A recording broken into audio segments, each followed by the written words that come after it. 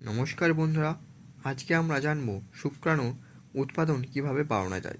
বর্তমান যুগে বিভিন্ন কাজের চাপ বা মানসিক চাপের কারণে বা অন্য কোনো কারণের ফলে বহু পুরুষেরই শুক্রাণু উৎপাদনের মাত্রা ধীরে ধীরে হ্রাস পাচ্ছে।